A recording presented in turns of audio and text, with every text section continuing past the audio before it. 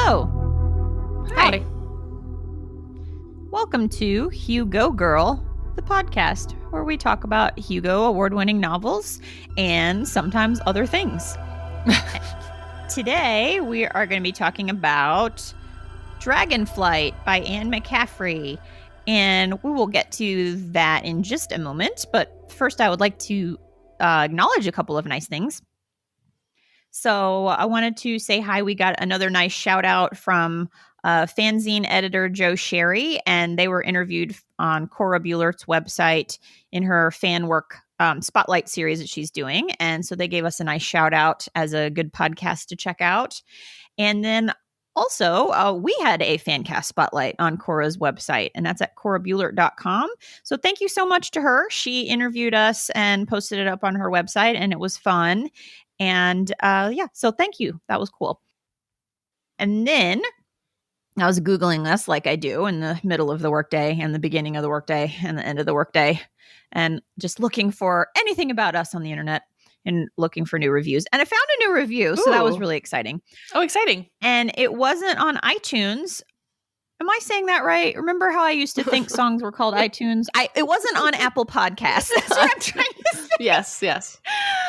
Everything's in iTunes. But hold on. Okay. Should we tell the iTunes story? Yeah, fine. Have we done it before? Yeah, we've told it before. Have we?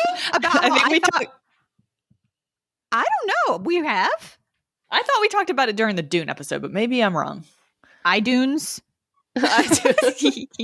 Basically. But hey, listen, our new listeners may want to hear it. Yeah. Go for it, Haley. I forget the context.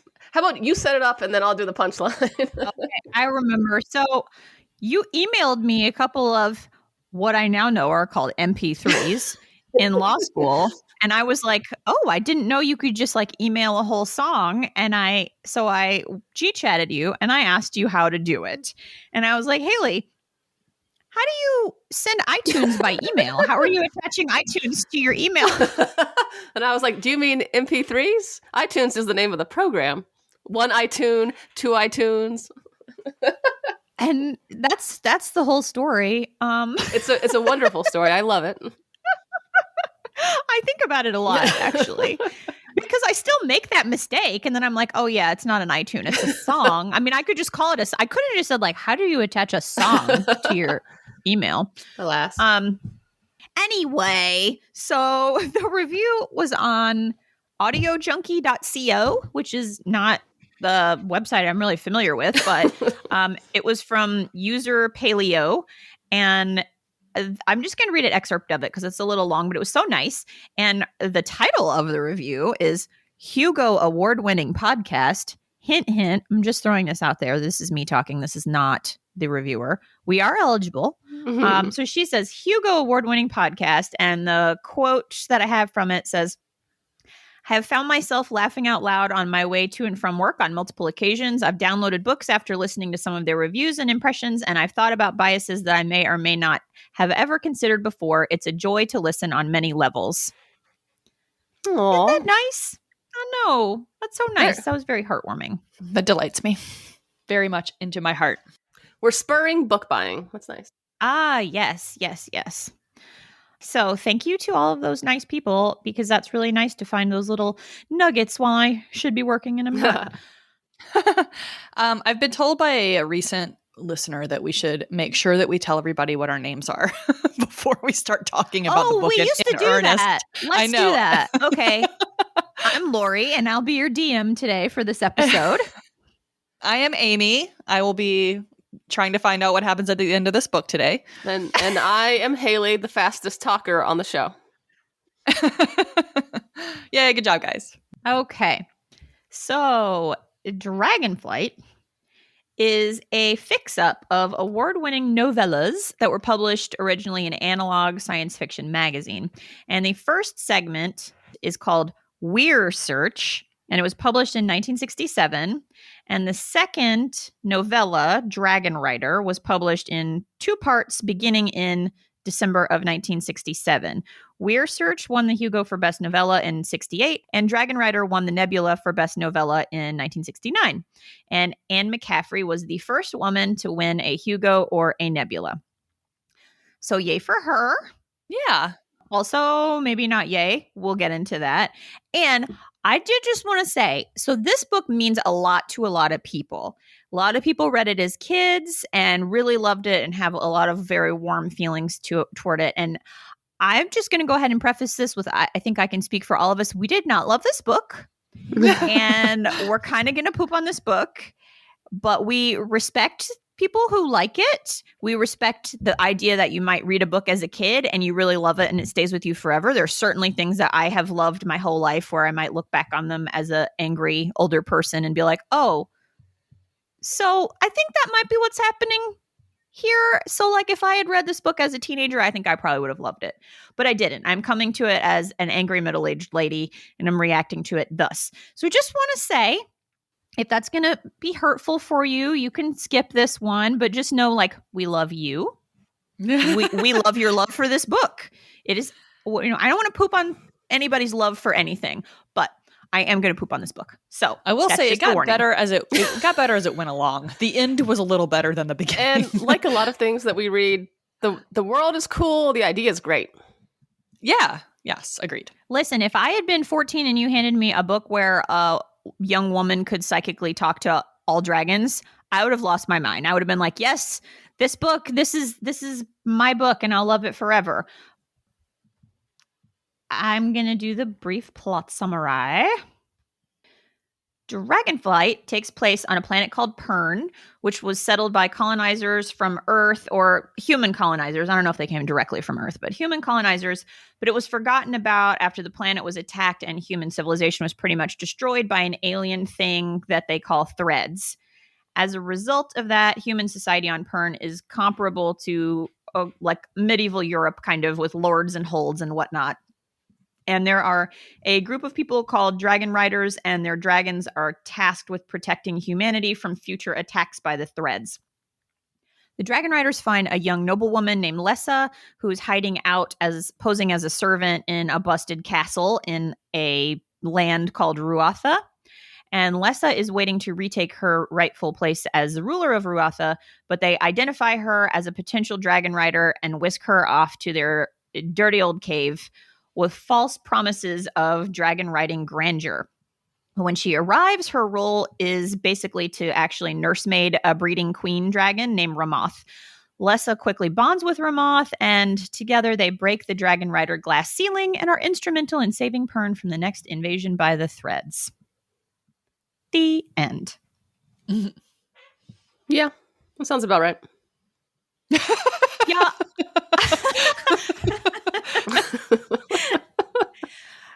Right. So there are 13 of these. I didn't realize there were 13. There are a ton of them. And okay, I think they probably get better. That's what I was saying. I bet they get better as they go along because this book got better as it went along. And my hunch is she was a very novice writer when she wrote the first part of this, which was the Weir Search part. I think this was her first book, right? Yeah, and Weir Search was even earlier than the second part, right? Because they were mushed together. Yeah. So yeah, my hunch is would it be possible to start with what is a weir? Oh my God, no, it wouldn't. What is a many weir? Things? So many things. It's so many things. But it comes from the Old English word for worm. I think. I thought. So I think it's like it's a dragon, and it's also where dragons live, and is it's it also. A dragon? I thought it was like a nation, kind of. So it's in the back of the book in the Dragon Decks. I won't go there. It is in the Dragon Decks. Hold on 1 second. I like that pun. A dragon Dex. I will not. I like it. I will not. Okay. I hadn't said it out loud before, and now I realize it's a good pun. A capital W Weir is a home of dragons and their riders. A lowercase w Weir is a dragon's den. Now, a were, the poor little watch were, I loved him. is I know, me too, a nocturnal reptile distantly related to dragonkind, and I found that confusing. Oh, I thought it was a dog. It's like a dog to like a wolf. Dog, I think it's a reptile dog. Okay. Shall we go on to goodies from Goodreads? Yes. Okay. I have one. It's a little long. This is from Phil Jensen on Goodreads. And Phil says, By the end of the book, McCaffrey has figured out how to quadruple any plot point through loads and loads of talking. She pours talking over every idea like it was gravy. She starts out by having the characters think about what they will do. They then tell each other what they plan to do in predictably one-dimensional dialogue. Next, she has the psychic dragons, also one-dimensional, comment on what's happening. Next, whatever it is happens in precisely the way that the characters decided that it would. Lastly, the characters explain to each other and the reader everything that just happened. It's like one big 5-paragraph essay from like a 15-year-old. It's so This true. technique reaches its apex in the last 50 or so pages of the book, in which it is compounded by the inevitability inherent in McCaffrey's ham-fisted use of time travel. Aw. All right, what do you guys have? That makes me feel protective of her. Yeah. She did her best. I decided to see if this book had a better review in other languages. So I'm going to read you a French review from Goodreads. Fun. Oh boy. Je suis perplexe avec ce livre. Are you going to read it in French? Yeah. Okay. J'adore l'univers et l'intrigue principale. I love the world and the main plot. And then she goes on to say a couple of nice things. But then she says, mais à côté de ça, but aside from that, je regrette beaucoup de violence sexiste. I regret very much the sexist violence. Je trouve que c'est vraiment mal écrit. I find that it was really poorly written. Pas forcément toujours coherent. Not strongly always coherent. That's a bad translation. Yeah, that's enough. That's fitting, though. Not strongly always coherent. Yeah. That works. It ain't super Yeah. coherent. It's a word salad to describe a word And then salad. it goes on in French that I won't try to translate off on the spot. That what is a turn? Is it 1 year? Is it 1 day? Who's to say? I had the same question. I think it's a year. I just thought of it as their version of a year. Yeah, but sometimes it seems like it's a day. So I don't know. It really did. Yeah. Sometimes it did seems like make it's a sense. season. Yeah. Amy, what you got? I'm not going to read this whole thing, but my favorite heading from Amazon was this one review from Paul F. Brooks, who apparently did this for the Vine Voice. His headline for his review was, "Not recommended. Author uses narrative subterfuges to confuse gullible readers." Narrative subterfuges. And then he goes on to just excoriate the plot of this book. He also had a little bit of trouble with the ham-handed time travel. Yeah, I wonder. I think what maybe many of us struggled with was this book is universally lauded, and I just didn't get it. Yeah, it's funny. I was really looking forward to this because I had mentioned last time that although I thought the Broken Earth trilogy was wonderful, it was kind of draining to read all that so fast. And so I was like really looking forward to like, oh yeah, a book about dragons. And for some completely unjustified reason, I really thought this was going to be like a fun comic romp. And then Amy was like, no, I think this book's going to take itself pretty seriously. And you're absolutely right. It was not a fun comic romp. Oh, no. They're very serious about their sires and dams and bronze and queens and weird unconscious sex and all kinds of fun things. Yeah, they are. Oh, so my very first note is about the definition of a weir. It's from the Pern Wiki. I relied heavily on Pern Wiki to have some idea of what was going on. So a weir, it says, is the home for a collection of dragons, their writers, and support staff in Anne McCaffrey's fictional world of Pern. Somebody's got to scoop the dragon poop. Dragon secretaries, Dragon PR lady. dragon paralegals, HR. Support staff. dragon payroll. Oh, God. Accounts So- receivable. Please bring us your tithes. My initial thoughts when I first started reading this book, the first characters you meet are Flar, F''Lar, Ugh. and Fnor, F''Nor. And my Flar. initial reaction to that was when you name your first two major characters Flar and Fnor, you're just telling me that you don't care if I know who's who. And then like your next major character is named Mnemonth. You're telling me you really don't ever expect anyone to talk about your book out loud. Just off the top of my head, if Flar's name was Rizor, instantly a better book. Sorry, it's true. Like Rizor. like 40% better, like from page 1. I don't know. Rizor and Liftor. Just no apostrophes. Make it 2 syllables. We're good to go. So Was that you I was talking to before about putting apostrophes in words in fantasy? it happens in sci-fi too. The Twi'lek species in the Star Wars universe uses lots of apostrophes. What is with Twi that? apostrophe lek. Yep. I wonder why. I wonder I think it's why and because when that started. well, I think it's similar to why, like in Game of Thrones, they spell words that are kind of similar. Like Kevin, Kevin, what's his name? What house? This is Laura's favorite. Kevan. Yeah. He's a Lannister. I think it's just meant to take you a little bit outside of your comfort zone. Like it's similar. He's a human, but it's Kevan and not Kevin. So you guys, I just Googled this and it says apostrophes in science fiction and fantasy names are often attributed to Anne McCaffrey, whose popular Dragon Riders of Pern series included character names such as Flar. she started it. People looked at a name Fëanor and were like, yeah, great idea. Well, and then let's talk about how sometimes people's apostrophe gets taken away, like as punishment. oh yeah. So if you lose your dragon, you also lose your apostrophe. So then, and you get a vowel. yeah. So that's how I tried to pronounce the name. So it went from Latal to Lytal. So I was like, is it just Fëanor and Phylor? I don't know.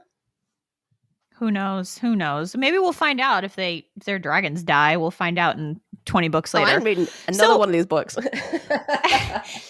here's my early beef with this book. Lessa has laid this plot. So her whole family was killed by this bad Lord Fax. And I found it. I know. I know. Do you think that, I don't know about fax machine technology, but do you think that, faxes were in 1968 were such a pain? Yeah, she's I'm like, Googling oh, the it right evil Lord Facsimile. But so he comes and kills her whole family except for her. And then she hides out in the Watchware's doghouse and then ends up posing as a servant for a decade. And I didn't find that terribly authentic because it seems like if you went there to slaughter the family so you could take the property, you would know, how many kids are we looking for? Oh, there's a random 8-year-old blonde child sleeping in the doghouse. Maybe we should look into that. So I didn't find that particularly believable. But then the next thing is she spends 10 years laying this elaborate plan to reveal herself and take back her land. And then Flara's like, but you could come ride a dragon. And she was like, yeah, okay, I'll leave. And it's like she's just gotten everything she wants. Maybe. I mean, there's the baby that's just been born. But honestly, I wouldn't put it past Lessa to just toss that baby in a lake. I didn't understand why she would just abandon all of that to go with these strange men. And then they tell her, you're going to get to be a dragon rider. And then she gets there and it's like, no, actually, your whole job is to make sure that this girl dragon gets pregnant all the time. Yeah. How disappointing. Yeah, don't come in here with your plot holes, Lori. We don't cotton about plot around here for this. The only thing that I can say about them not killing her is that that's the classic Anastasia thing. They were supposed to kill all the Romanovs, but people thought that Anastasia survived somehow. So maybe she got it from that. Maybe. But I mean, Lessa was literally just in the doghouse. Well, you know what's weird? The use of language in this book is what gets me a lot of times. How many times she uses the word drudge as a noun? Drudge as a person? Well, I didn't know that was a word until Downton Abbey, and I was reading about the characters, and Daisy was described as a kitchen drudge, and I never knew that drudge was a job. Doesn't sound very politically correct, so... No, but that, I just may not have the misogynist moment section. I may just pepper all my misogynist moments into the plot section, because here's something that bothered me so much on the subject of drudges. So the book opens with Flar and Fëanor flying around Pern looking for suitable candidates for the next werewoman, because their werewoman, I guess she died. I don't know, but they really hate her, which I'll get into later. But so Flar they're looking for women who might be good weir women. And here's what the book says. So he's eyeballing all the servants in Rotha, hoping one of them will just sort of jump out at him as someone who seems like they'd be a suitable dragon woman. And here's his observation. Overworked, underfed, scarred by lash and disease, they were just what they were, drudges, fit only for hard, menial labor. Oof. So I have a lot of things to say about this. First, can we please not act like raising dragons is like genteel work? I mean, it's not exactly embroidery. Like, don't you want somebody who can do hard work to come and live in your dragon dungeon? And I also imagine it's like high risk for burns and their poops are really big. Yeah. So it's weird that he's looking for someone who's like a lady to come live with dragons. But then the book like just repeatedly, Anne McCaffrey equates like your physical appearance with your worthiness and your capabilities and your intelligence. And it just pissed me off over and over again. So the weir woman before Lessa, her name was Jorah, and they're just constantly comparing them, even in like how Lessa eats. Like, oh, Lessa doesn't eat that much. Unlike Jorah, she was so fat. And I mean, I just am like, I wish I could talk to Anne McCaffrey and be like, why did you make these choices? Like, Lessa could be really good at her job without having to constantly compare her to someone before and to constantly say over and over again, like, well, of course she wasn't good at her job. She was fat. It's just so insulting and misogynist and confusing from a female author. Absolutely. I was looking into like the history of other comparable works in the 60s from the Hugo perspective. And like, it was, a definite sausage fest. There was a lot of Robert Heinlein, that kind of thing. But it just, it's very weird that a woman who's married with kids was like, yeah, man, I hate women.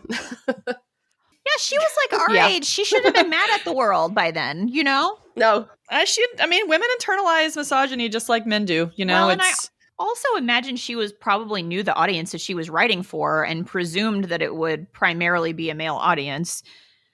I mean, there may be a reason she won that first Hugo for women, I mean, she wrote something that men liked. And so she got the first award because men were like, yes, I want a slender woman that I can shake when she disobeys me to she's my so weird leader. slim.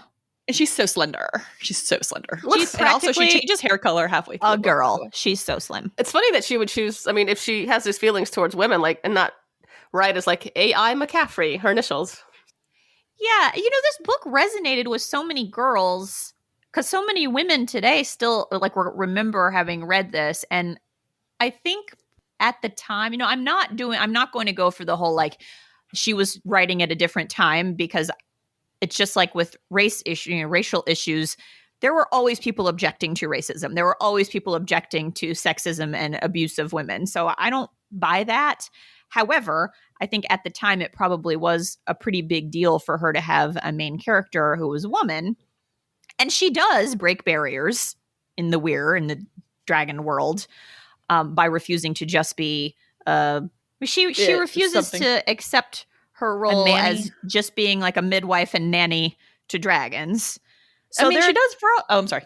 Oh, that's okay. There are definitely things in there for a young female reader to see that they probably didn't see.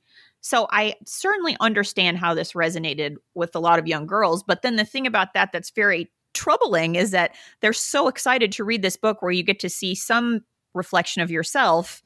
But then the abuse that Lessa suffers very casually is in there too. So I just like wonder what impression that left on a 13 or 14-year-old girl in 1968 who was like, finally a book about a girl. And she gets raped a lot, but don't worry about it. Yeah. I mean, just the way that they bring these women to the weir, and then so they go all over. They find women to bring to the weir based, it seems, solely on looks. And then they get them there, and then they don't tell them what's going to happen. And then they put them in a ring with a dragon egg. The dragon hatches, lacerates most of them, and then decides she wants to bond with Lessa. And so meanwhile, some girl who got taken from home is ripped stem to stern. And the people who come and like try to invade the weir, quite rightfully in my mind, are thinking things like, they took this girl from our hold and she never came back and we don't know what happened to her. It's like these women are so expendable, and yet they're supposed to be these heroes. It's really upsetting. And then if you don't get picked by the baby dragon or ripped apart by the baby dragon, you just stay there and I guess clean. Kynara, that character Kynara is very upsetting to me too. So she's one of the girls that gets brought in with Lessa to figure out which one of these girls the queen dragon's going to pick. Kynara doesn't get picked, and then she gets sent down to the kitchens. Oh wait, this is one of my favorite things. So for a while she starts hooking up with dragon riders, because what else are you going to do? And then at some point, she's hooking up regularly with one of the T ones. I don't remember his name, Tenor or something. And he, quote, retires her to the kitchens when she gets pregnant. And BT dubs, we don't even find out what happens to that baby. And so she gets retired to the kitchens until they decide that they need another queen person, and then she gets reinstated as a human and sent then set off. up as a foil for Lessa. Like there's this simmering rivalry, which is interesting because you never even see them talk to each other. Which is like, Lessa is this, she's like reluctant to be sexual. And so she is set up as, so she's somehow better than Kainara, who is very much in charge of her own sexuality and is basically slut-shamed the entire book until they need her to do something. It's like, it was infuriating. So to your point about what happened to the baby, I did read on Pern Wiki, and this is what makes me think maybe these books get better as Anne McCaffrey got older. Apparently, it was no big deal to have an abortion in the Weir, and they would do it by one of the dragon riders. So the conceit in this book is that dragons can basically apparate. They can leave one place and appear in another place. And then Lessa is the person who discovers that they can also use that same technique to time travel. And it's called going between. Now, what between is, I don't know. In the book, all we get is that between is an italicized word, and it's very cold there. But apparently a trip between will terminate a developing pregnancy. Fascinating. So it said in the Pern Wiki that the dragon riders, upon request by one of the women in the Weir, they'll take them for a ride between. And that's what they call an abortion. And it's frowned on in the rest of Pern. But in the Weir, it's like, oh, yeah, you don't want a baby? Yep, hop on my dragon. We'll take care of it. Huh. Isn't that interesting? Yeah, that is interesting. She takes a lot of showers because she was so dirty. She's the cleanest person in the Weir. Yeah. I mean, I feel like maybe that rings true. If you didn't get to take a bath for like 10 years, you might take several baths a day. It was just weird to see. It does seem like a nice bathing situation, too. It does. It sounds lovely. It was just weird to see 6 paragraphs about the shower, but... Oh, so on the subject of her baths, I have a misogynist moment about her bath. Okay. I'm shocked. So Lessa, after spending 10 years in hiding as a servant and presumably suffering from malnutrition during puberty, she takes a bath, puts on a dress at the Weir, and then looks in the mirror and gloats about how thin she is. So thin. And then, this is a quote, her hands of their own volition dropped to her neck, to the protruding collarbones, to her breasts, which did not entirely reflect the gauntness of the rest of her. I had that underlined as well. Yep. Still got big tits. Super skinny. You got that porn star body. Yep. Oh my god. Oh, and then I wonder if McCaffrey just always wanted to be thin and wasn't or something. A sentence later, she goes, and her hair, it stood out around her head like an aureole. Like, aureole? Like, what? Does that mean some kind of halo? I assumed that I didn't look it up, but I assumed it meant I think some kind areola of halo. comes from a word that means halo. Like sort of a penumbra type thing. I like imagining that her hair stood out around her head like a big nipple. That's a fun image. Thank God she was skinny, though. I mean, you can't be a perfect woman if you're not. Let's all understand this, please. So it was unclear to me exactly what the Weir woman's traditional role is supposed to be. Same.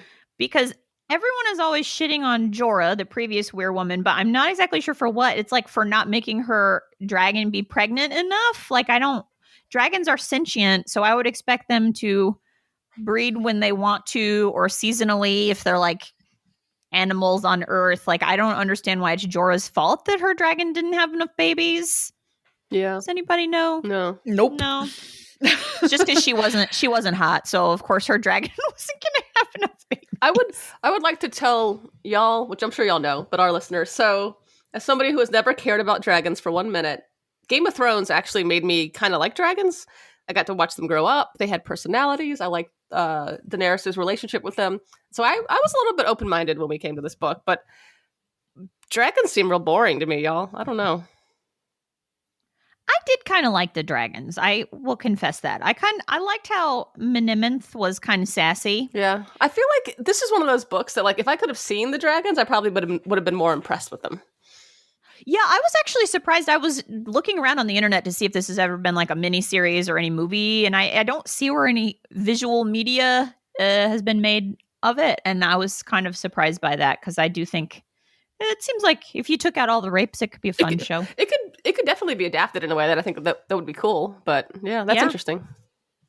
Well, and it's a neat idea. So I kind of missed this from the prologue, and I got it from Pernwiki and then went back and reread the prologue. But I didn't realize that this takes place in a science fiction universe. So this is not per Anne McCaffrey. This is not a fantasy novel, and the dragons are genetically engineered, and this is in a forgotten colony, and they've just sort of lost all of their scientific advances, which is why it seems like we're in a Game of Thrones kind of world. And I thought that was a really interesting premise. Yeah. She said that the dragons were genetically engineered? Yeah, so the human colony was established on Pern, and they had all the science and all the things, and then they experienced the first thread attack, and the dragons were a genetically engineered defense system against the threads, which, like, honestly, really, you're going to make like flying lizards to breathe fire on them instead of just make like a torpedo that can like take out the Red Star. I'm not sure about the wisdom of the system, but yeah, dragons were genetically engineered by those settling humans to defend against the threads. But then that first thread attack, I guess, like devastated the world so badly that they sort of lost their connection to whatever homeworld they were from. They were sort of forgotten about. So a lot of that has been forgotten. And they find those old scrolls and they're like talking about mushroom roots and stuff, but they don't know what it is. Like those are journals from back when that first started happening. I think the threads are mushroom roots. I think putting it in a science fiction universe is a cool idea, and maybe it makes me like it 5% more. But for all intents and purposes, it's basically a fantasy novel. To me, anyway. I mean, I like fantasy, so I'm like not mad at it about that. But I thought it was a neat premise. Yeah, it's definitely different. But I didn't really get it from the prologue. I had to get it from Pernwiki and go back and read the prologue. Okay, so this says developed from a highly specialized variety of a life form indigenous to their adopted planet. So it's like taking maize and making corn. Yeah. And they did something too to establish the psychic connection between certain humans and dragons as well. There was some degree of engineering in there. Huh. Which is why then you get like a genetic tendency towards psychic connection with the dragon. So like there have been a lot of successful weir women from Ruatha because it like runs in the family. Huh. Interesting. That went right past me. It is interesting, but yeah, it's I think it's hard to glean some of this from the book. So I liked more about it when I read about it. Yeah, it's like a lot of things. She clearly did a lot of world building. Yeah. You can look at the dragon decks and the like all the appendices, and there's 13 books about the place. It's very clear that she had gave a lot of thought to this, and she had a lot of good ideas. But man, her writing! I can't tell you how many times I highlighted the word malicious and maliciously. And tartly. She likes the adverb. Ooh, she likes the adverb. I do not think she knows what the word malicious means, y'all. So I totally agree with you. I don't think any of the times that anyone did anything maliciously, they were actually being malicious. But it reminds me of how like people on the internet are like evil grin. It's like that kind of usage of maliciously. It just means like sly. She's using it to mean like sly or like conspiratorial. But every time it ends up maliciously. Yeah. Oh, I forgot about the time Flar reached out to tear the dress from the unconscious body and found himself constrained not to. Oh my God. Yeah. Yeah. I have that in my litany of misogynist moments. So she fainted, right? Like she so when they first come to Ruatha, she faints and Flar follows her because he can tell like something's going on with her, that she might be like a suitable weirwoman, and she's passed out. And he has the impulse to rape her while she's passed out. And here's what it says. Flar reached out to tear the dress from the unconscious body and found himself constrained not to. Not because he realized that's a wrong thing to do, but because the girl had roused. Yeah, she woke up. She woke up and stopped him.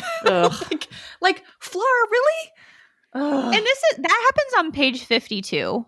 Like, the book just really plunges us into, these are not nice people. And the thing that bothers me about Flar too is that, like, there's no redemption arc for him, because I think we're not supposed to see him as kind of a bad guy. Right. That I made that note at some point in the book. It's like, this guy is our hero. Like, we're supposed to be on his side, and we are supposed to be right there along with him as he sort of starts out by despising Lessa, basically, and just sort of wanting to use her, and then he sort of comes around to her at some point, and like, we're supposed to be right there with him. I think we're supposed to also despise her and then come around to her at some point too. And it's like, I cannot empathize with a character less than I empathize with Flar. Like, he is constantly arrogant and mean and violent, and I cannot like him. I can't. And he has the last say in the book. The last paragraph of the book is from his point of view, and he's like, "Yay!" And he's more the main character than Lessa is, I think. Oh yeah, I totally agree with you. Now might be a good transition to. I don't understand why she had to tie in dragons into sex, but she did. Yep. That's just weird. I think it's an interesting device. So I'm probably assuming people listening have read, but just briefly, if two dragons are mating, then their riders are going to also mate. Something to do with the psychic connection between dragon and rider. Okay, fine. And I wouldn't mind it as a device to, like, bring two people together. Like, they do this only when their dragons do it, and then somehow they start to like each other. And I would be okay with that. And I think that was how that was supposed to work. But how it actually works is they have sex when their dragons have sex, but also, like, they're just considered partners because their dragons are partners. And so Flar just has sex with Lessa whenever he wants. Oh. And he himself said, I saw some people in Goodreads arguing about whether or not it was rape. And I'm like, the word is in the book. He definitely talks about it. He says you might as well call it rape. He said that the first time they had sex was during dragon sex, and apparently that sends you into a frenzy. And he didn't know she was a virgin, so he felt bad that her first sexual experience had been violent. He then says that he's been gentle and considerate with her ever since. But he said, unless they're doing it when the dragons are doing it, quote, he might as well call it rape. Well, first of all, that's not gentle and considerate. Even if you're not punching her in the face, it's not gentle and considerate to have sex with someone who doesn't want to have sex with you. So I was very puzzled by all the people saying, well, he wasn't raping her. It's right there in the book. It's in the text. I just realized that's why they go and pick pretty women, because they're going to be having rapey sex with people. Oh, yeah, you're right. Yep. So the only thing I would say is Flar, is he any more in control of himself than Lessa is during those dragon matey times? Well, I'm not even talking about the dragon times, though. He says when they're not doing it with the dragons, he might as well call it rape. Well, but because the dragon things. Go ahead. And then he says that he made sure to be considerate another time. So, but I think he thinks he's being considerate if he's not being violent. Oh yeah, but like, if you're having sex with an unwilling partner, whether you are violent or not, I mean, I think it's by definition violence, but like, we know violent in this context means like hitting, leaving bruises, things like that. He's not doing that, but she's still not a willing partner. So he acknowledges that he might as well call it rape because she doesn't want to be doing it.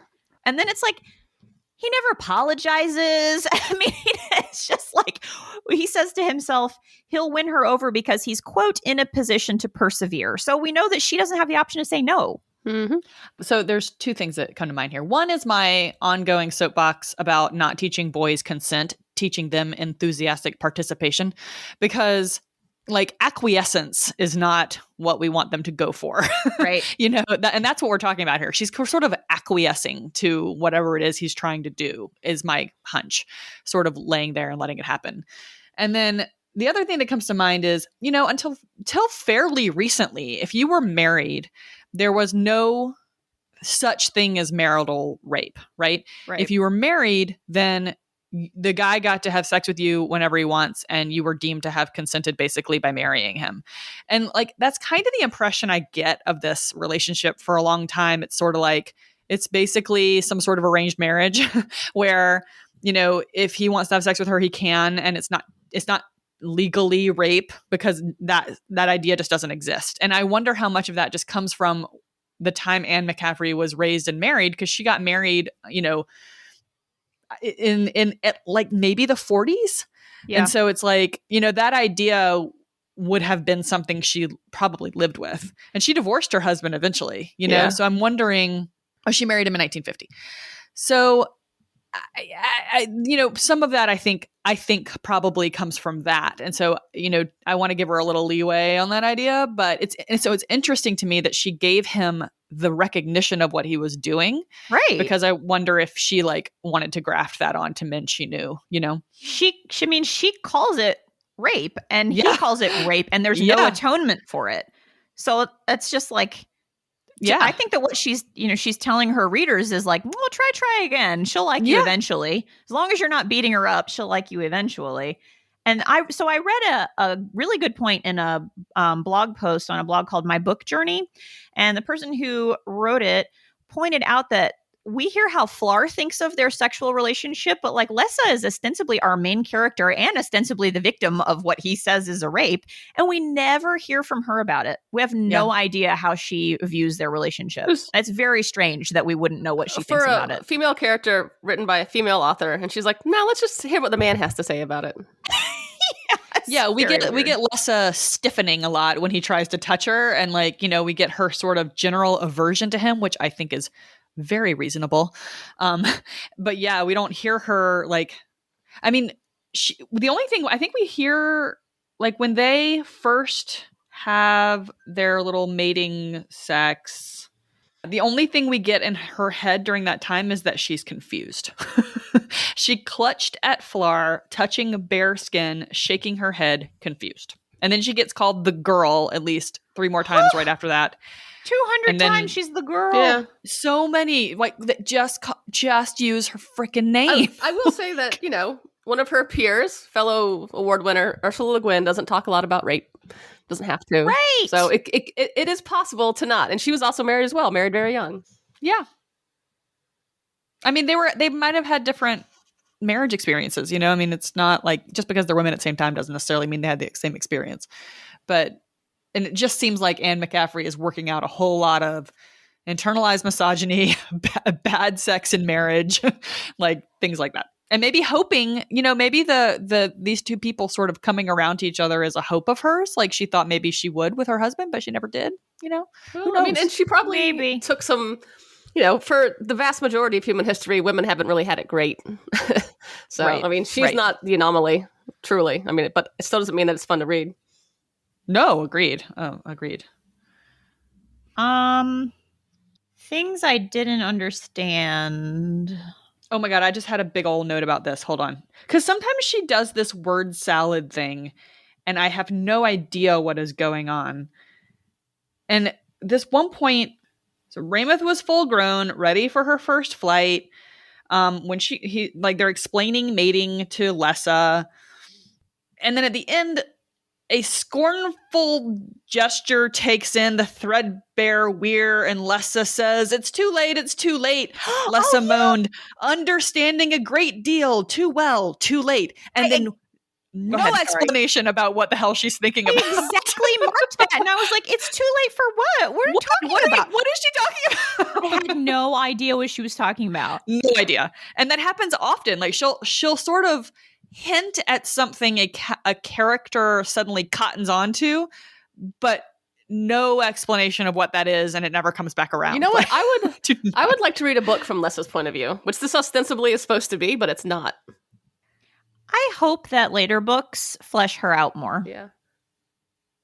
I mean, I feel like Robinson, who comes into the book like 150 pages in, gets more, like, I understand him more than I do Lessa. I know. I wonder if she was just bored of Lessa by the time she was writing the second part. Yeah. I mean, because all she does is, I mean, she does end up kind of saving the day, you know.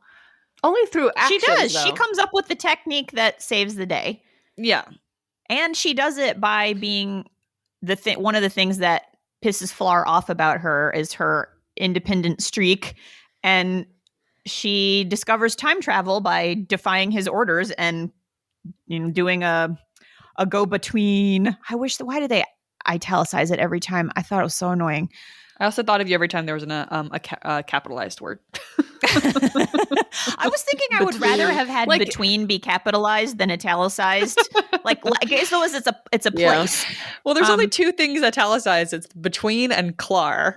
That drink that they drink. Yeah. Oh, I meant to make myself a cup of claw, and I forgot because Pernwiki does have a recipe for it. Oh, really? Is it just coffee? It sounds like that Ticino, that coffee substitute that I like.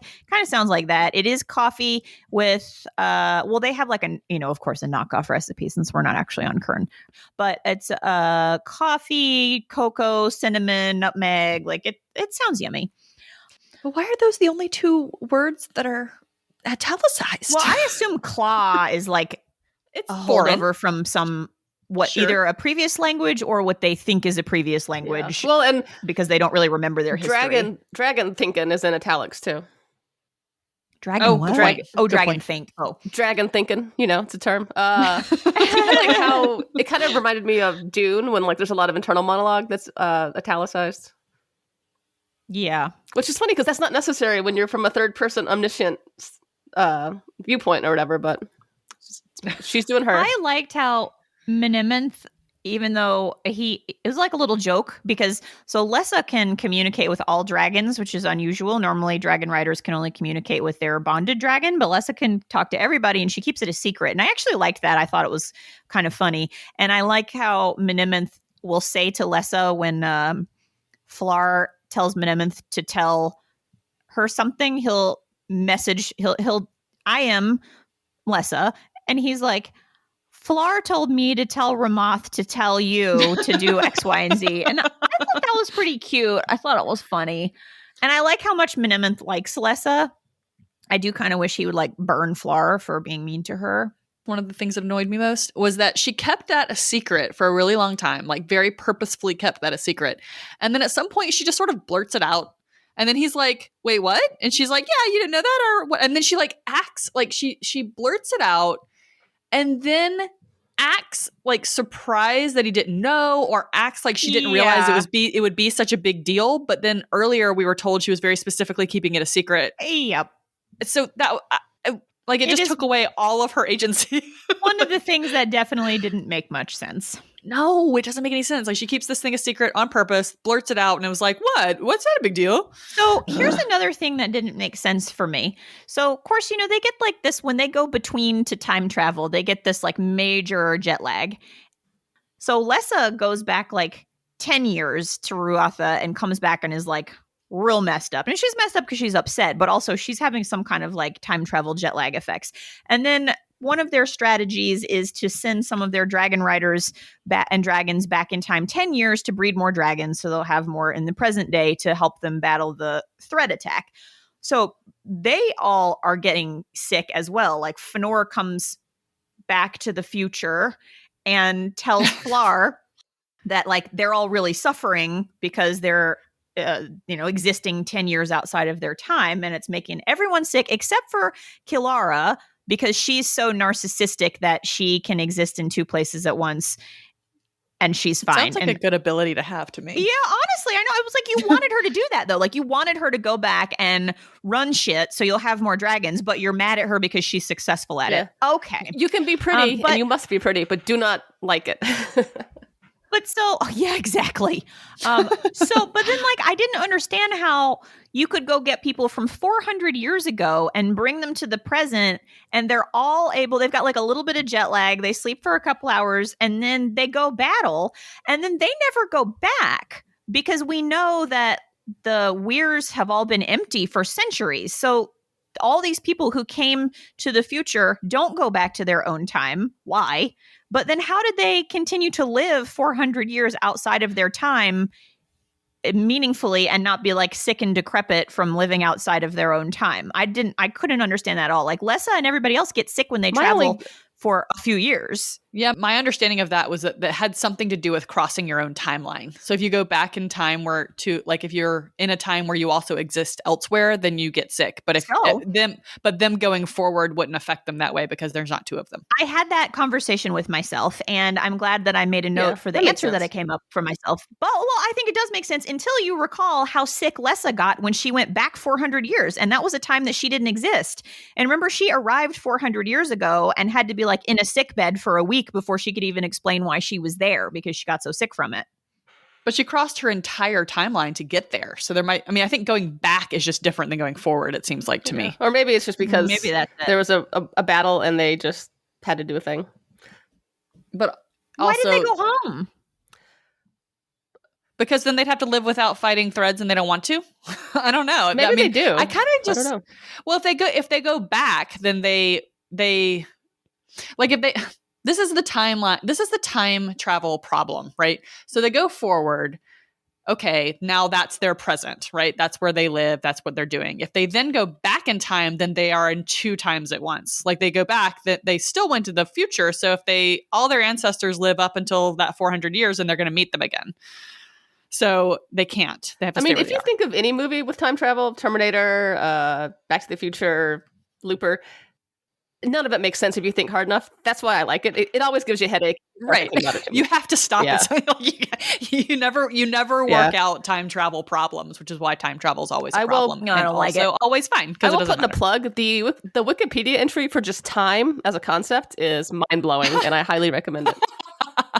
Like real time or Pern Wiki? Just like the time for humans. Like just go to Wikipedia /time or whatever. The concept of time. The social construct of time. It's fascinating. And it talks into some of the very established paradoxes, like going back and killing your grandfather and what does that mean? And I love it. It's fun. So if your first letter of your name is what is like how, so like if you have a kid, then they get the first letter of your name too, like Flar is going to have a Fajoran or something. Does that mean there's only 26 lineages? Well, I don't see why multiple people can't have the same first letter. Genealogists would hate that. But welcome to the British monarchy where they're all named George. No, that's fair. That's fair.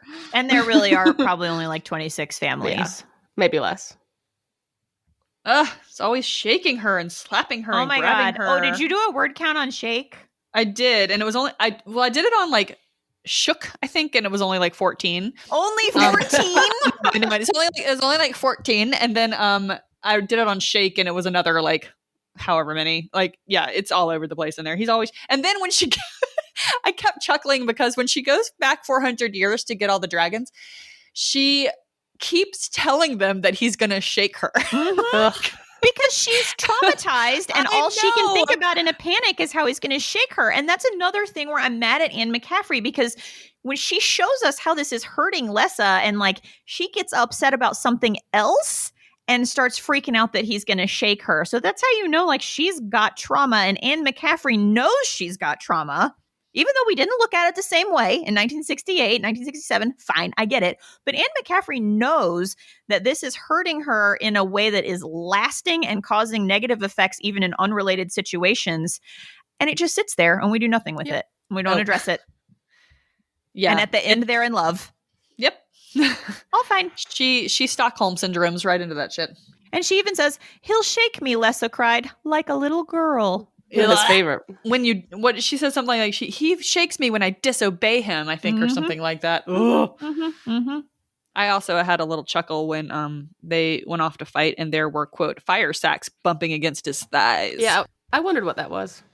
Well laden with sacks. They're sacks of firestone. So is there something about firestone that I should know? Is that like a thing of dragon? My impression is the dragons have to chew it in order to breathe fire forth. Gotcha. Yeah. Like they don't just make it in their guts like in I thought that was so cool on Game of Thrones when they kind of show the inside of the dragon mouth and like it building the fire inside is really cool. I mean there's lots of little things I think that we've dissected that are pretty on point, but I think for me there was an overall lack of humanity, I guess. I don't know, like it's almost like a technical writer wrote this and like how humans should be. Like Yeah. there's not a ton of humor, and it's just I don't know. feel It's attached to it's very anybody in this cold in a book. way that I could not.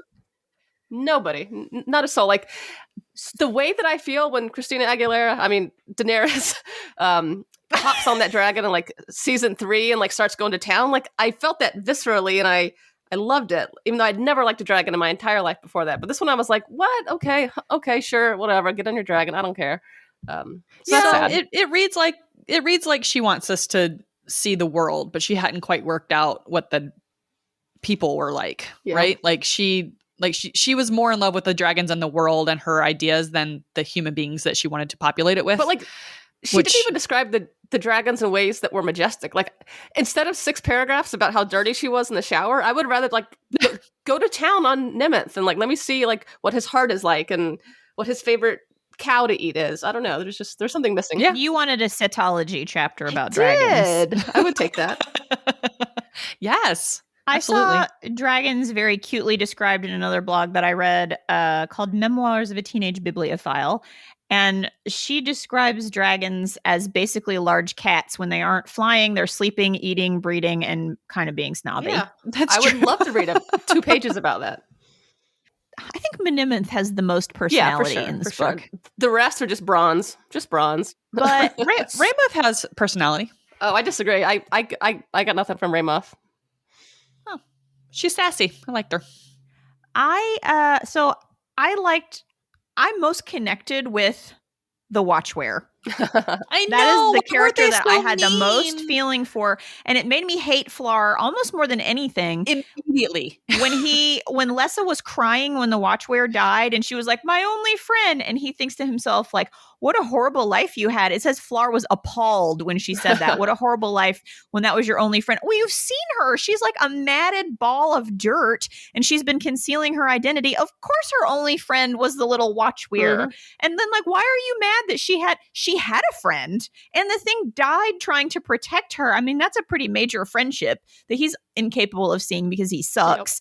Yep. And so if I can say one thing about this book is that I almost cried when that little baby dragon lizard died trying to save her. And so I will give Anne McCaffrey that I really felt like desperately hopeful that something good would happen for that poor little creature. Same. And then when it died, I actually like welled up, which it doesn't happen a lot when I read. It doesn't happen a lot. And I was just like, oh, I was very moved. So I will give her that. Oh, man. I found that very moving and very sad. And then it the whole was a rest of nice- the book was like cardboard cutouts. Yeah, I got no feelings. I didn't get anything from that. Oh, I love that would little. be I love that appalled little by dog. how much I cared for that little Watchwear in just a few pages. I think it's because I didn't know what a Watchwear was. So There's a little watchdog. yeah. I also on a chain his whole life. Yeah. Oh, but he And liked his little Lessa took his Irish chains. Yeah, Lessa took his chains off after he died. And I mean, that was actually so good. And then the rest of the book was just like cardboard cutouts of people saying things that people wouldn't really say or things that don't mean anything. That But presage the I wonder action. if that means that the rest of these books are going to be great. Maybe. I mean, maybe it does. there's a reason why she wrote so many of them. People kept publishing them. For sure. This is the pilot. You know, the pilot is oftentimes not great compared to the rest of the show. It's like it was sort of the first of its type, you know, like there had been other fantasy obviously before 1960 whatever, but it's sort of like Star Wars a little bit. Like you go back and watch Star Wars now and it's like, you know, if you grew up on fancy sci-fi now, you go back and watch that and it looks very quaint. It's a little bit of that, I think. Well, yeah, to be fair to her, we are like, or for me, I'm looking backwards. So a lot of the things that I feel like I've seen 9,000 times, she was probably very early in doing, or maybe even started doing. So from that perspective, I know it's like difficult for me to give a fair assessment to some of the stuff in the book. So I can acknowledge that. Oh, another influence on N.K. Jemisin. Threads are basically like a season. Oh yeah, that's true. That's true. Except instead of dealing with it with erogyny, they dealt with it with dragons. So I have a funny N.K. Jemisin connection as well. Let's see. So I got N.K. Jemisin's book. It's called How Long Till Black Future Month, and it's a collection of short stories. And in the foreword, she was talking about kind of her trajectory as a writer and she kept her full-time job for a long time, and how she was taking classes about like how to actually make a living and make a profit as a writer.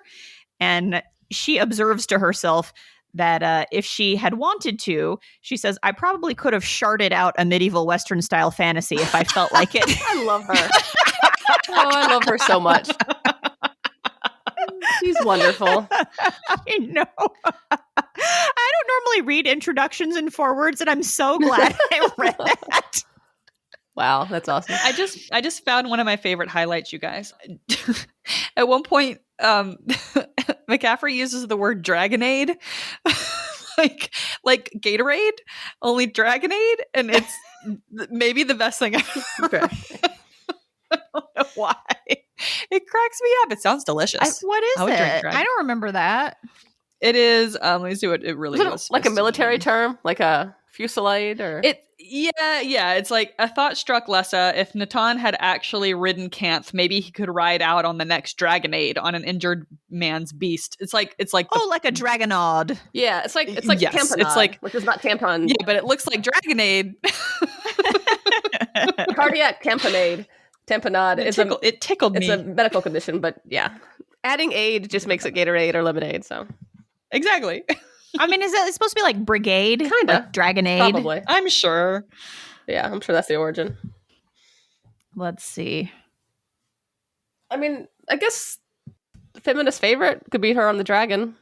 Queen. I have under feminist favorite, I have nah. I liked that that weird woman she found 400 years earlier. She was pretty cool. What was her name? Manara or something? I don't know. Okay. I mean, she definitely bucks stereotype and tradition and rides the dragon. She does. She went back 400 years and saved the day.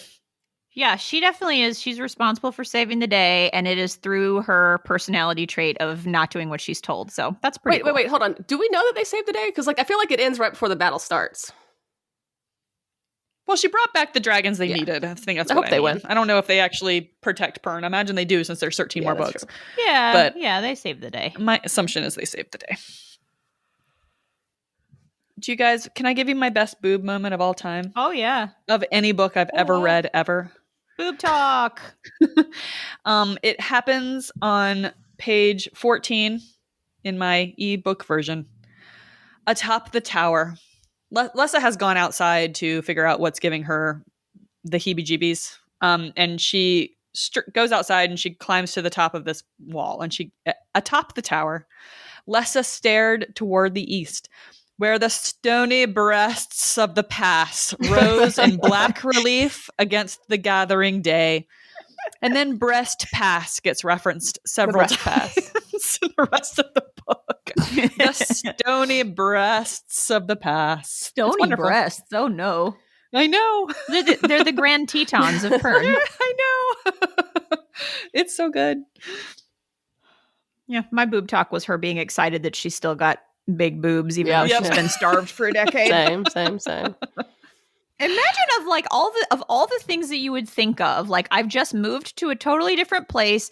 Now I'm a dragon nanny. I can take a bath. I can eat when I need to. And then she's like, "Oh, nice tits, self." I mean, I guess to be fair, she hasn't seen herself not just a ball of dirt in a really long time. So I could see pausing before the mirror, to be like, holy crap, there's still a person under there. That's true. But yeah, specifically being glad your boobs don't look as skinny as the rest of you is a very odd take. It's very male gazy. Yeah. She has such a crisp male gaze. She put on some glasses. Anne McCaffrey. She put on some thick black frame male gaze glasses.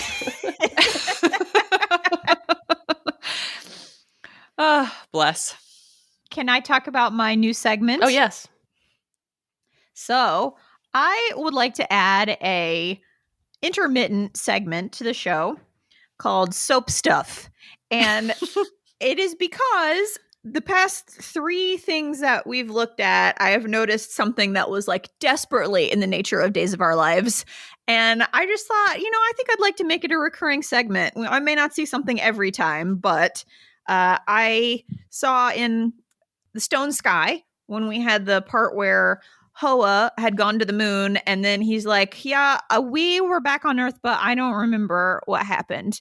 I don't remember how we got back from space. That was straight Days of Our Lives. And then Amy and Kevin and I joined Androids and Assets to discuss an episode of Star Trek called Tribunal. And in that episode, a Romulan has plastic surgery to completely make him over to look like a human man that the victim of the caper in this episode would know and talk to. And that is straight out of Days of Our Lives, where somebody's just completely given a different face so they can steal an identity. And then this one, the idea that Lessa spent, like I said, I don't find it credible that they come there to murder the royal family and then they like forget a 10-year-old heir because she manages to hide out for 10 years, primarily through just being very dirty.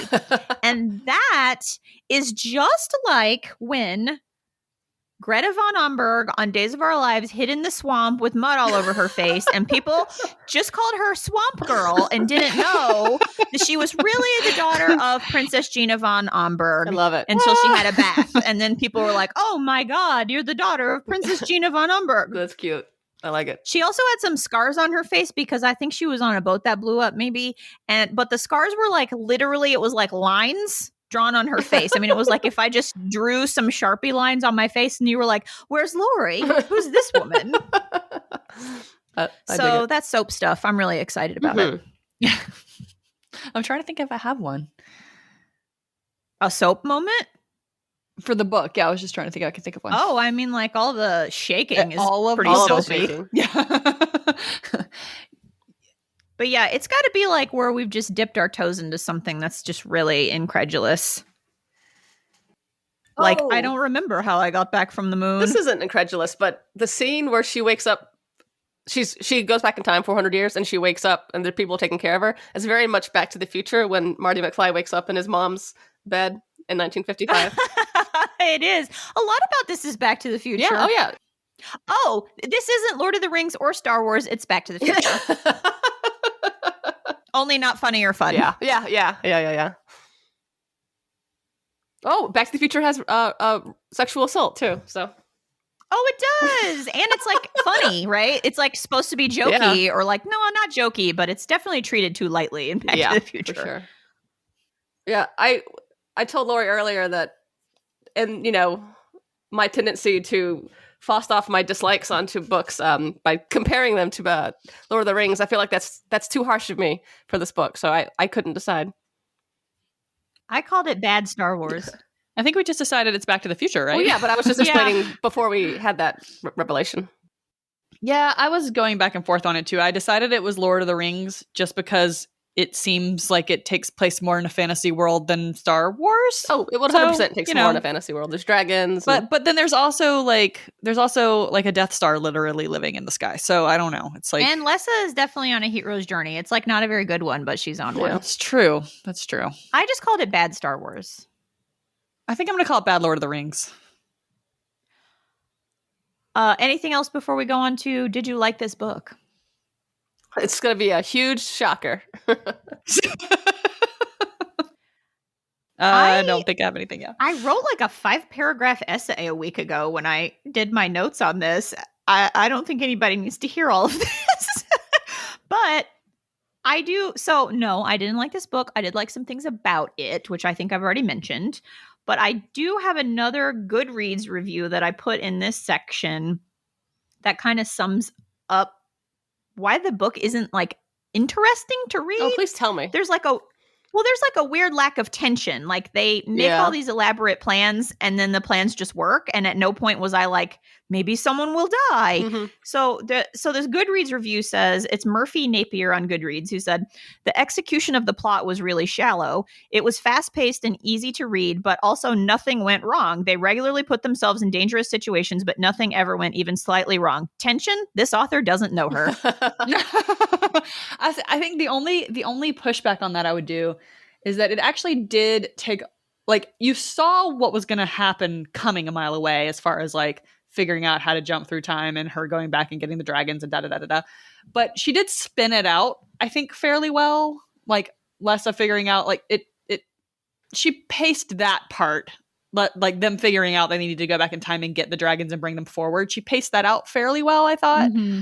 And then the only other thing I would say is that one old guy and his dragon dying, when she sent them to like take supplies to some people, like that, I didn't see that coming, and it actually kind of affected me. That and the weird dog, like those two things were actually somewhat emotionally impactful to me. But on the whole, yeah, like she had no way of like making you think things might not work, and then ta-da, there's no suspense. There's definitely, I agree with you that there are moments where I was very affected, a couple of them. Yeah. But, well, actually not really. I would say the Watchwearer's death is the moment where I was very affected. The guy who died, I mean, he was like they introduced him so he could die. So I felt like that was killing an extra. It's not like we loved him. Shirt. Yeah. Right. I mean, I didn't even know him. He was just another apostrophe to me. She's the opposite of Stephen King in that nobody gets a backstory except for Lessa. Well, it's like randomly she'll give these people like she loves the blacksmith and the master harper. Yeah, and she loves those two guys. They're great. I would read a short story about that Master Smith. He's great. But the people that we're supposed to be following around the whole time are just flat. Bless. Yep. Agree. So on the whole, no, I did not like this book. The last 20 pages having somewhat of like, I got into a groove and read them really quickly and I didn't feel like pulling teeth makes me a little bit more sympathetic, but yeah, once they invented the fantasy roundup to kill the threads with the like spraying the fertilizer from the sky thing, like once that happened, things started moving around pretty well. But in that she's better. She really is better at like actiony, like here's what we're gonna do moments than all the human I will say stuff. that, for somebody who does not like fantasy, this was not a book that makes me believe y'all when y'all say it's good. This is not the book I would use to convince anyone to like fantasy. Of course not, but this is like the first maybe full fantasy book I've ever read. So I just found out this morning that I was looking at the Nerds of a Feather fanzine's Hugo eligibility post, and they had some of their 2020 posts on there, and I found out that Joe, one of the editors, has written like a whole series of blog posts about all the Dragon Prince books. So I'm going to spend some time this afternoon reading those. I'm very excited about it. They're so good. They're 100% soap stuff. Good. We should have read those instead. Well, I mean, the thing is, I really want to do one for a comfort read, but they're like 600 pages, and I feel a little bad asking you guys to read a 600-page book that I know Haley won't like. Maybe you might like it. I mean, if there's emotional heft and some cool stuff, maybe. There is. Oh my God, Rohan and Sinead, they're the John and Marlena of this universe, and you will love them. You will root for them. Will they? Won't they? Will they be torn apart by women in disguise and witches? I like witches. Who doesn't like a witch? There are some pretty interesting witchy things. More weight. More Cotton Mather. Giles Court. Giles Court. He was okay with them. All right. Anything else? I feel like maybe we've exhausted this. What are we reading next time, y'all? Next time we're reading Starship Troopers. I'm so excited. Yay. I'm excited too. Kevin said it was pulpy. It is. It's fun. It is pulpy. Like it. I'm excited about that. I'm excited to reread that one. I haven't read it since college. We'll go into space. Robert Hyland, y'all. Ooh, he's a mess too. That'll be fun. I've never read anything by him. Oh God. I've actually liked the two. I've liked the things I've read by him, but he is not going to survive much feminist critiquing. So that's fine. Cool. Alrighty. Neither did this. So fair. Had joined the club, Robert. Yeah. Well, maybe he started the club. I don't know. Possibly. Cool. All right, guys. That it? That's it. All right. Bye. Okay, bye.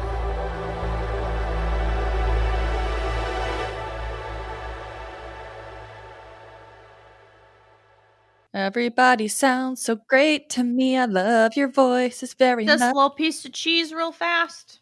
Eat your cheese right into the microphone. It's like ASMR.